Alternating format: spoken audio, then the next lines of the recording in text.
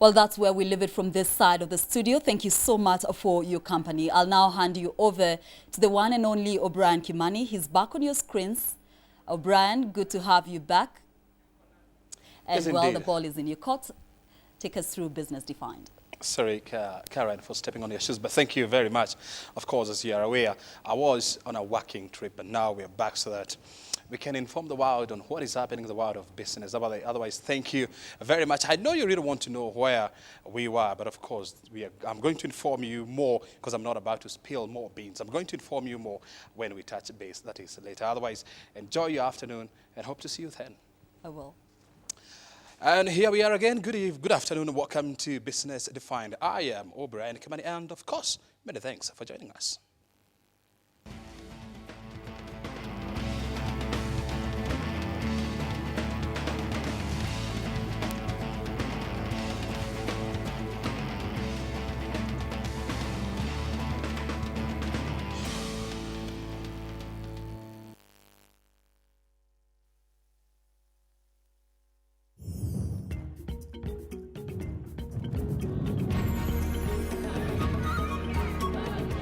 KBC Channel 1, Kenya's watching.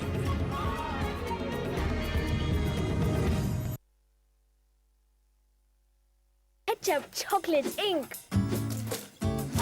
Perfect.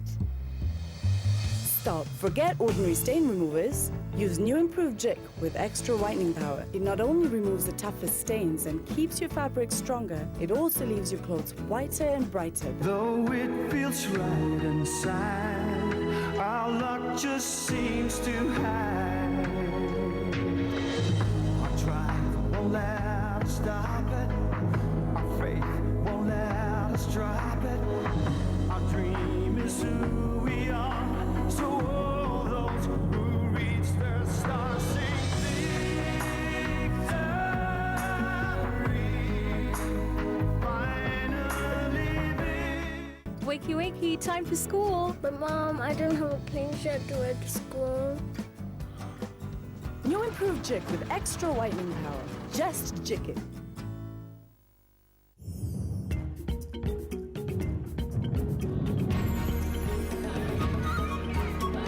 KBC Channel 1, Kenya's watching.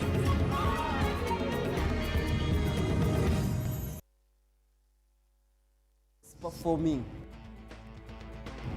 Are the market fundamentals steady? And where is it best to invest? Is the economy flourishing and what sectors are driving the growth? And the challenges that threaten to slow down growth. Just who is setting the global business agenda? And how is this affecting the region as a business hub? If your quest is to find an up-to-the-minute update on the business news, then Business Defined is your ultimate destination. Find the answers about business on Business Defined, only on KBC Channel 1 from Monday, Tuesday, Wednesday and Friday at 1:30 p.m.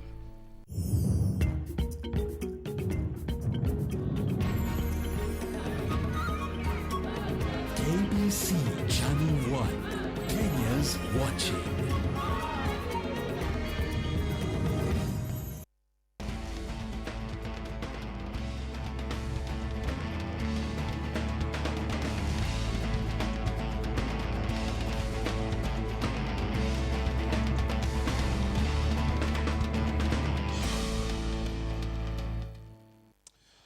We are glad you're watching Business Defined. This is the 30th day of January.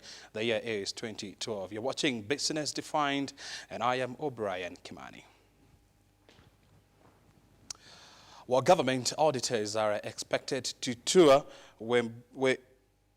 I beg your pardon, I beg to take that again. Government auditors are expected to tour Pan Paper Mills this week following the company's failure to resume operations, even after a power bill of 73 million shillings that had caused it to shut down was settled. The Ministry of Industrialization has said that it was unreasonable to resume operations as the stores were full of stocks while the receiver manager wants the company to operate an independent account to enable the miller operate fully. The Webuye-based paper mill's troubles this time, according to the receiver manager, are arguably as a result of a lack of an independent account from where the company can bank and draw monies without outside interference. This follows a 1.6 billion shilling bailout by the government that gave Treasury power to control funds as it protects its interest in the entity. As a result, the bureaucracy associated with government institutions has come back to haunt the entity, according to the firm's receiving manager Munialo Wafula.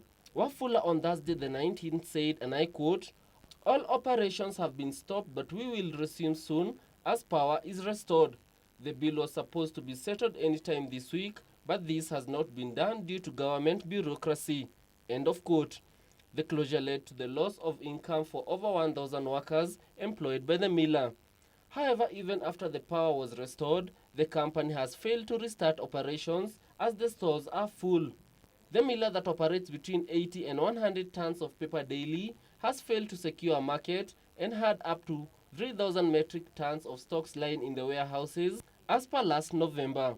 But even as the miller remains closed, ironically, the receiver manager is calling for lifting of the receivership, saying he was confident that the miller could sustain the operations with an independent account.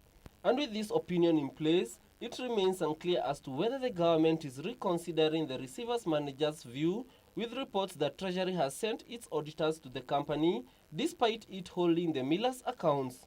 Kamombote, Business Defined. And on to investment matters, where the government has reassured investors that the security of their businesses will be guaranteed during the forthcoming polls. Speaking during a cocktail for the visiting Chief Executive Officer of General Electric, Prime Minister Raila Odinga expressed optimism that the country will witness a peaceful transition. It was during a cocktail party hosted for the visiting Chief Executive Officer of General Electric that the Prime Minister took opportunity to reassure investors of the government's readiness to protect businesses in the forthcoming general election. Perhaps aware of uncertainty following the disputed polls in 2007 which saw businesses torched and others looted, the Prime Minister assured all potential investors of a peaceful transition come the next election. To err is human. But to repeat a mistake is foolish. So we know what happened, but we will not see that it happens again. We'll ensure that it does not ever happen again in our country. Raila also said he's optimistic of robust economic growth and takeoff for Kenya after the coming elections and wants investors keen to reap the benefits to invest now. Raila urged companies not to adopt a wait-and-see attitude because of the coming elections, saying competition will be stiff for the Kenyan market after the elections. I want to assure those who are here, and you particularly, that there's no need to wait and see. There's going to be Kenya after these elections. And these elections are going to be some of the most peaceful elections that this country has had since independence. He said the role of the private sector was critical in spurring economic growth, and for the same reason, the government was keen to promote investor confidence.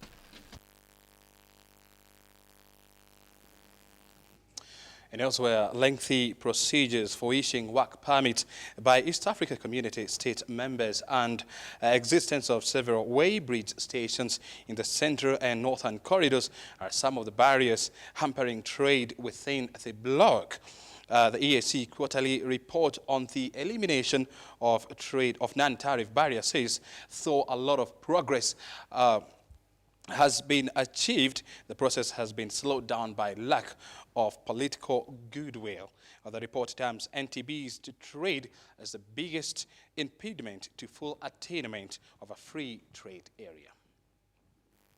When the East African Community was revived in 1999, more than 130 million citizens of the region were expected to fully tap into the benefits of a rejuvenated economic and political bloc.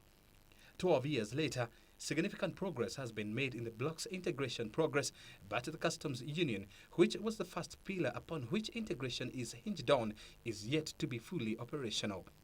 The implementation of a common market has been marked by serious operational problems thanks to a bureaucratic approach taken by all the 5 EAC partner states. The EAC quarterly report on the elimination of non-tariff barriers says the NTB so far posed the biggest implementation challenge for the customs union. The report terms many police roadblocks, which numbers about 30 from Mombasa Port to Kigali, way bridges, inspection requirements and cumbersome documentation procedures at custom points as some of the biggest challenges facing the custom unions. The quarterly report also says lack of harmonized import and export documentation and procedures is affecting all the 5 EAC partner states. Rwanda is seen to be on the forefront in eliminating these barriers, with the report saying there are fewer way bridges and fewer roadblocks in the country. Due to lengthy documentation procedures at the ports of Mombasa and Dar es Salaam, delays in clearing imports, the ports are facing severe congestion challenges. The document further says disparity in infrastructure development in the 4 member states, with Uganda, Burundi and Rwanda having poor railway system compared to that of Kenya and Tanzania, is further pushing up the cost of doing business on the side of these 3 countries. EAC Secretary General Richard Sezimbera says there are legal and regulatory frameworks that are required to be put in place in order to breathe life into the declaration on the various free movement under the customs union and the common market operations. And still on EAC, the government is drawing a policy to guide Kenya's bilateral relations, especially amongst East African countries. Dr. Chris Kiptoo, the Director of Economic Policy at the Office of the Prime Minister, says this is aimed at reducing wastage of resources due to duplication of roles amongst government bodies. Speaking during a regional integration workshop, African Development Bank senior economist Richard Walker said the bank is keen to fund projects that will deepen trading amongst African countries.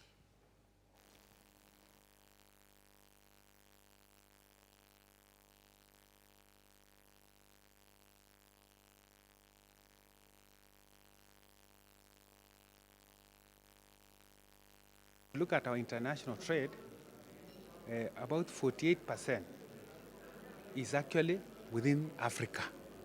So it is the region of Africa that we trade near 48%, looking at the latest figures.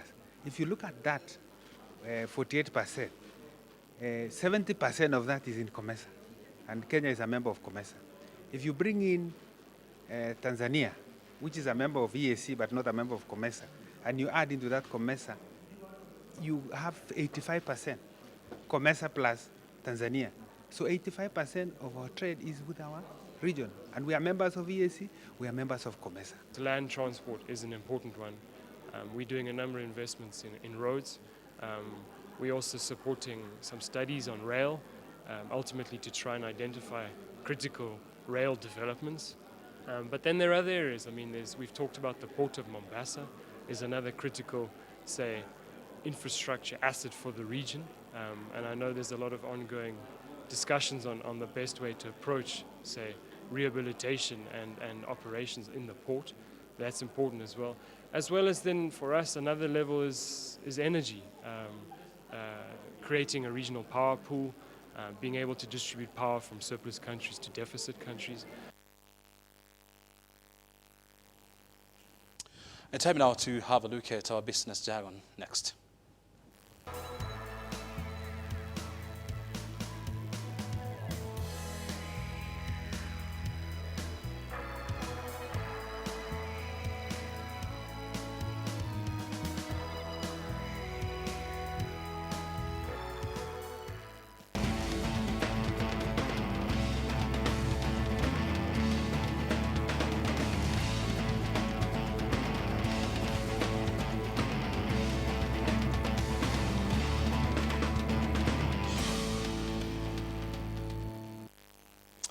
Welcome back to Business Defined.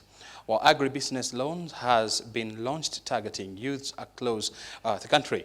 Youth Development Fund Chairman James Gitau says the fund is targeting to create employment for the youth as well as ensure food security for the country. The loan targets investments in greenhouse, seeds, pesticides and irrigation systems. Even though Kenya has made strides in industrialization, agriculture remains key, supporting over 80% of the country's population. In addition, the country earns a bulk of her foreign exchange from, among others, tea, coffee and horticulture, which underscores the importance of agriculture. However, most youths have shunned it, opting for white-collar jobs. No wonder the average age of a farmer in Kenya is 64 years. This has in the past seen the country import food despite her production potential. It is based on boosting the country's food production as well as creating employment for the youth that the Youth Development Fund and Amiran Kenya have partnered to launch a new agricultural loan. They will be able to provide the youth who decide to take up the Agri-Vijana loan with the best know-how, the best facilities, the best inputs, and be able to take you through right from inception, from the time when you plant all the way to marketing. The Youth Development Fund initially targets to have 2 greenhouses in every constituency, a total of 420 greenhouses that will target 5,000 youths. Each greenhouse is expected to cost approximately 175,000 shillings. The kit comes along with 2 greenhouses, seeds, pesticide, the irrigation system, and of course training. In recognition of the unpredictable nature of agribusiness, the fund has structured repayment in place. For those who decide to take the loan, it has a 4-month grace period, and repayment has been structured to correspond to the seasons. So, for instance, repayments will be higher during the high-yielding rainy season and low during the low-yielding seasons.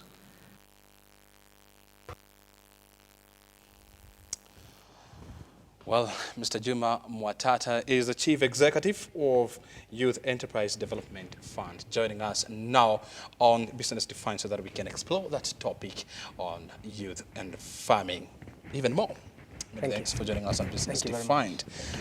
The question is, why should the young people engage in farming? Thank you. Indeed, the young people should engage in farming because of a number of reasons. Number one, it is a way of creating employment. And number two, we as a country are also faced with this challenge of food security in this country. And most of the time we have people starving, and yet we can be able to generate food through the irrigation or the modernized irrigation that Amiran Kenya is offering in this country. And also, most importantly, is that the youth should begin to appreciate that employment is not just when you sit in an office to work on papers, but you can also be a farmer and make money as opposed to just waiting for you to be employed. So we want to change the entire mindset of young people, that we look at employment from a different perspective, that actually Kenya, if we had many of these young people out in the farms, we were being told that the average age of a farmer in Kenya is about 64 years old, which means 64 farming, is quite an old yes, which means farming has always been for old people. But now we are saying, let the young people come on board, be farmers, be business people, and make money. And while you're still at it, 64 years old, that's quite an old person when you consider that almost 60% of Kenya is made up of the young people. Yes, yes. And now, how are you going to make farming, one, attractive to the young people, and two, economically viable? Because that is the big question. You're not going to get into farming and then you remain a poor person. Yes, indeed, we must make farming attractive. We must make young people have an interest in farming, and more importantly, economically viable. Number one, the farming that we are talking about here is not the old type of farming where you get your djembe, go to the farm and begin tilling the land.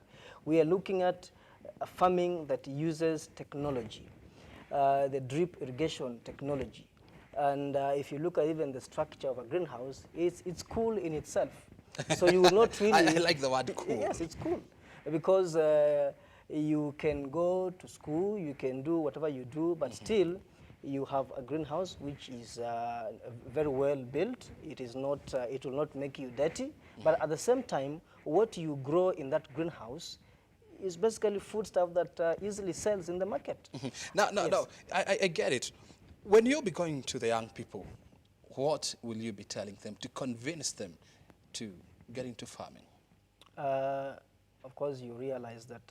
Because one thing that we must appreciate, and I know you're agreeing with me here, farming to the young people is a hard-to-sell product. Yes, I agree with you.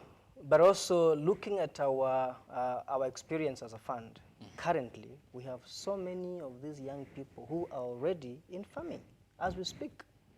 You go to as far as Lodwar, you will find a group that is actually growing vegetables, and they're doing irrigation right from the river, which means we are simply telling them we are offering you better technology that will make it easier for you. You just go and switch on your water, and it flows around, and your entire portion of land is irrigated. So basically, we are just transforming them to what they are currently doing to a better technology-based system of farming. Good. And then also, because our advert that will go out very soon, calling them to apply, where we are saying young people who either have experience in farming, have an interest in farming, because we are doing the first 420, which means it's a pilot. This made about two in every constituency, which means we'll basically be screening the applications. We'll pick the best for a start. But thereafter, once this project succeeds, and we know it will succeed, then it will be open for everybody out there. Now, you've put it quite well. It's not only it's not just a question of farming, but also it's also a question of marketing your produce. So, how do you come in? We as a fund definitely come in because we already have a mandate that has given us the role to ensure that we assist young people in marketing these produce from the farms. Oh, you also be helping in the marketing?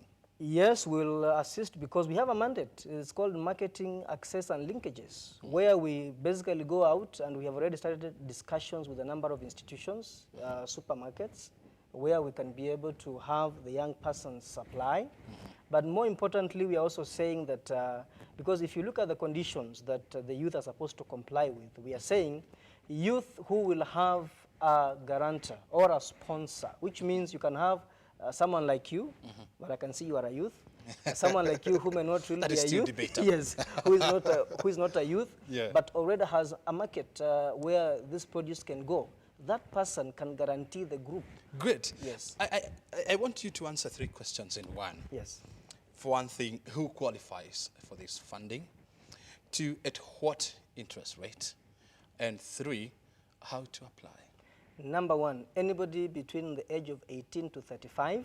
We are focusing on groups of 10, which means 5 people will manage 1 greenhouse.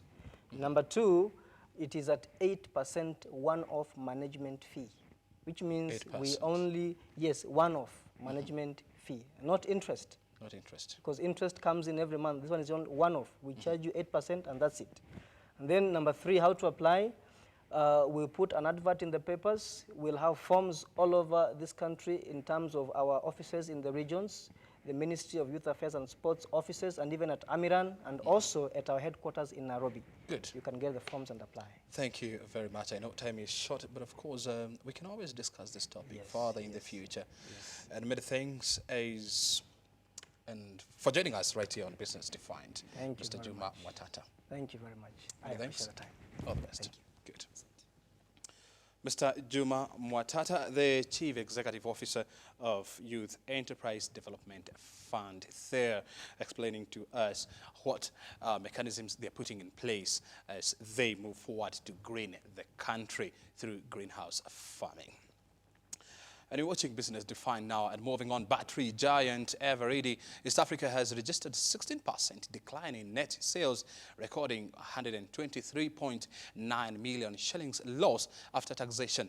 In a statement, the company attributed the loss to a difficult operating environment in 2011, where inflation shot as high as 19.9%. The company, however, says cost-saving measures have been instituted to address the problem. The largest supplier of portable power solutions in East Africa, Everready, recorded a 16% decline, which the company attributes to high inflation in the year, which rose from 3.1% to 17.3% by September last year. The performance was also compromised due to large cost in waste management, replacement of machinery, and the poor performance of the shilling. Going forward, the company, however, has implemented cost-saving strategies such as change in management approach to operations and marketing strategies, which has resulted to improvement in efficiency due to the adoption of the new electronic sales and data collection.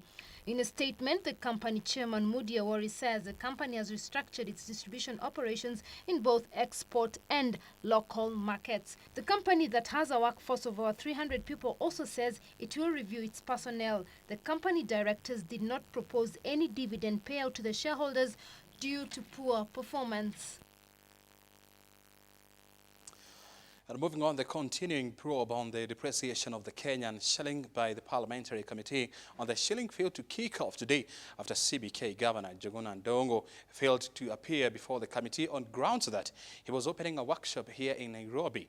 The committee chairman Aidan Kainan said that by not appearing before the committee, the governor had showed no regard to the committee's mandate to providing answers to the over 40 million Kenyans who bore the brunt of depreciating Kenya shilling and high interest rates. Kainan ruled that the governor be issued with a summon to appear before the committee tomorrow at 2:30 p.m.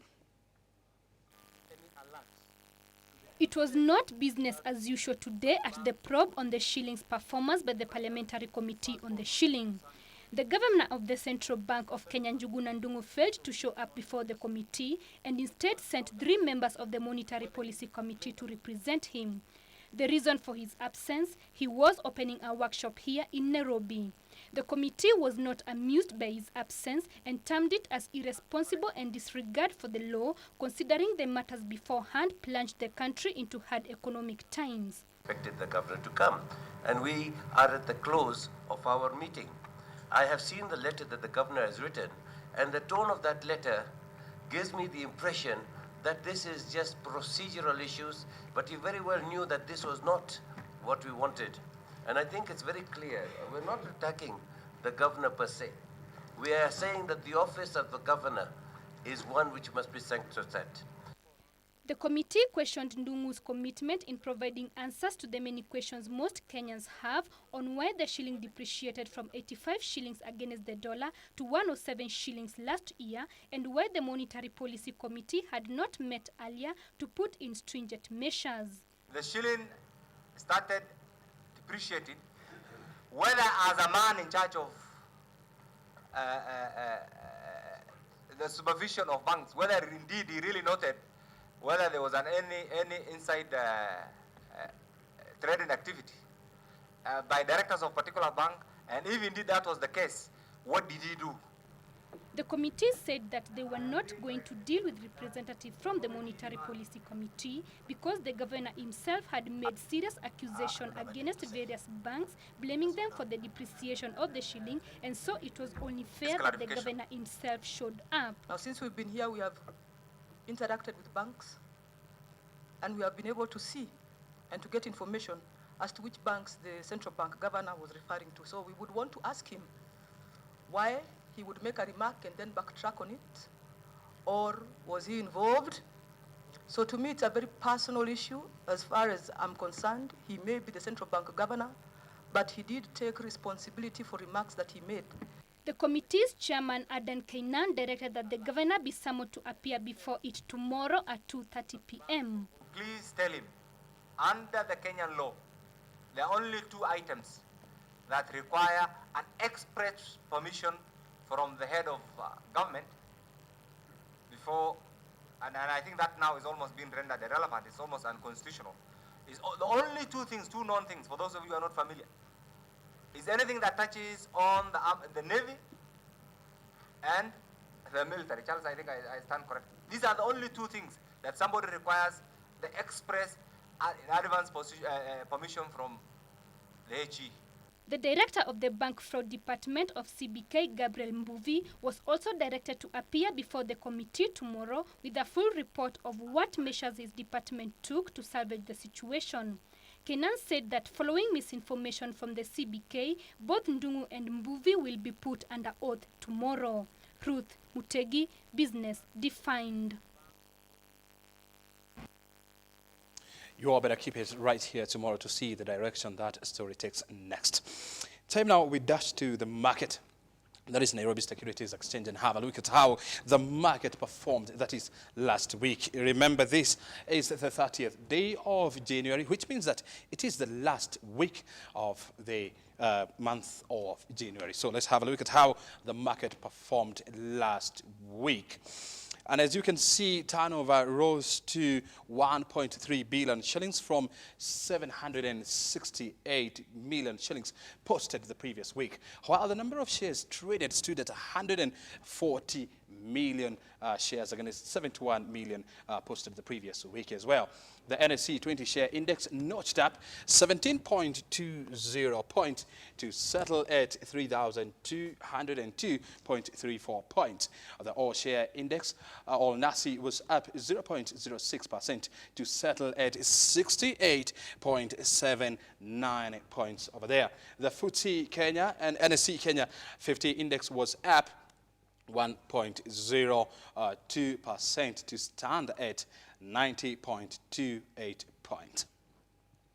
The FTSE NSE Kenya 25 index was up 0.78% to stand at 92.28 points. The bond market registered reduced activity with bonds totaling to 2.98 billion shillings transacted compared to 3.2 billion shillings posted the previous week. Market capitalization stood at 877.87 billion Kenya shillings. Let's now turn the page to how different counters of the market performed. And in the agricultural sector, Rehavi Pingo moved 646,000 shares during the weekend, closed the week at 16 shillings and 45 cents. And in the banking sector, well, we had Equity Bank changing hands at between 15 shillings and 85 cents and 17 shillings and 20 cents over there. Commercials and services sector, Uchumi Supermarket up 0.68% to settle at 7 shillings and 45 cents, moving a total of 339,000 shares down over there.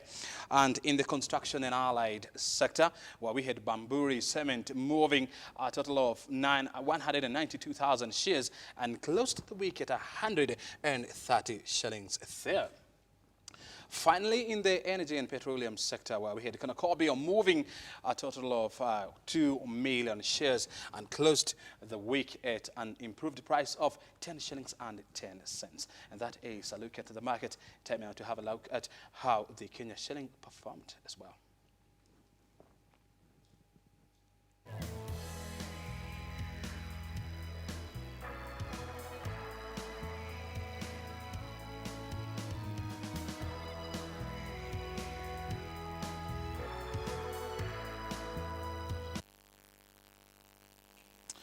Let's now turn our focus now onto international business news, where South Sudan has totally shut down oil output in a row with Sudan over export transit fees.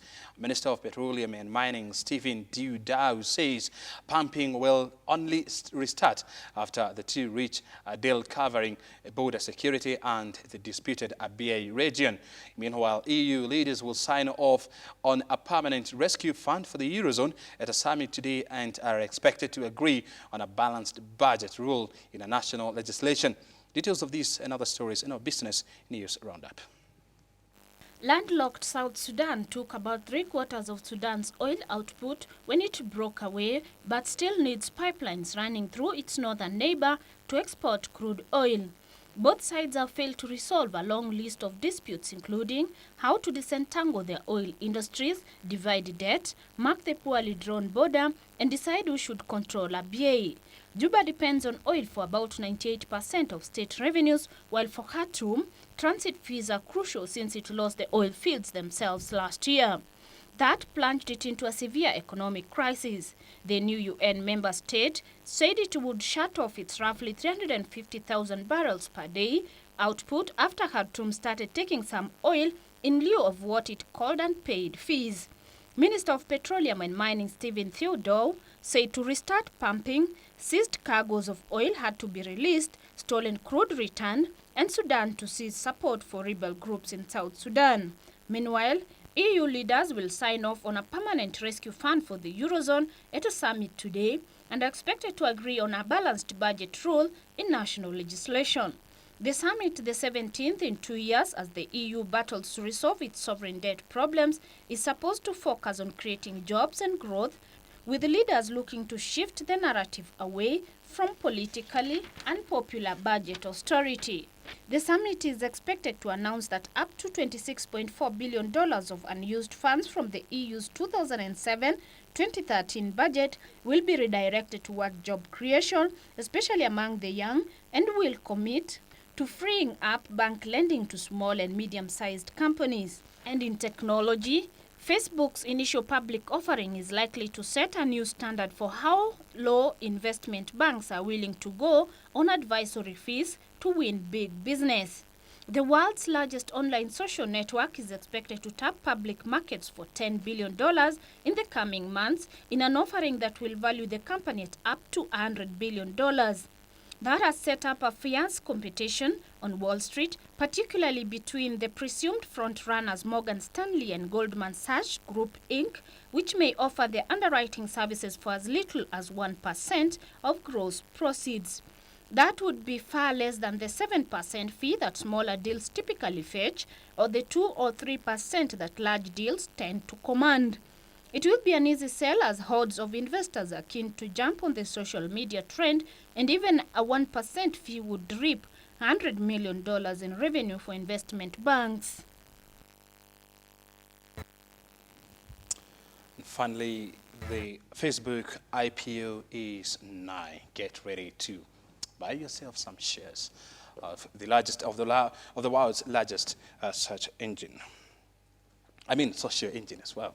Time now to turn our focus now on to commodity prices.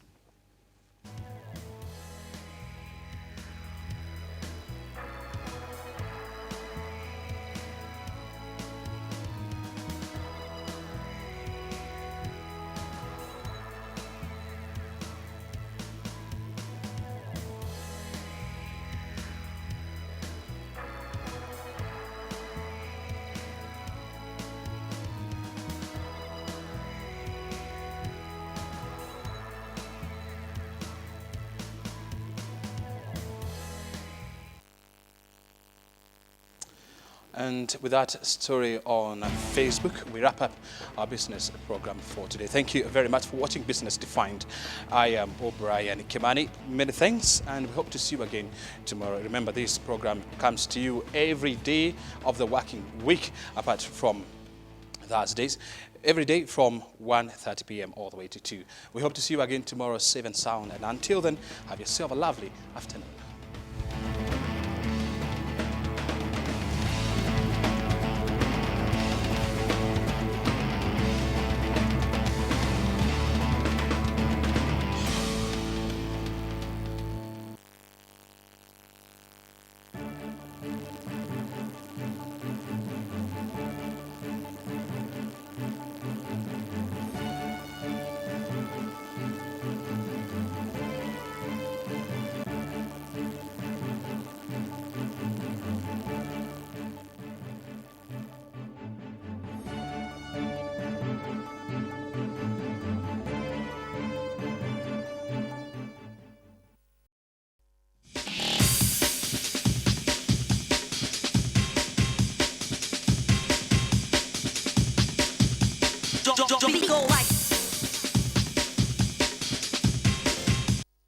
The Chipolopolos of Zambia booked their quarter-final place in the 28th edition of the Africa Cup of Nations when they beat co-host Equatorial Guinea by solitary goal in Malabo, as Libya was sent packing despite a 2-1 defeat of Senegal in Bata, who had already booked their flight back home.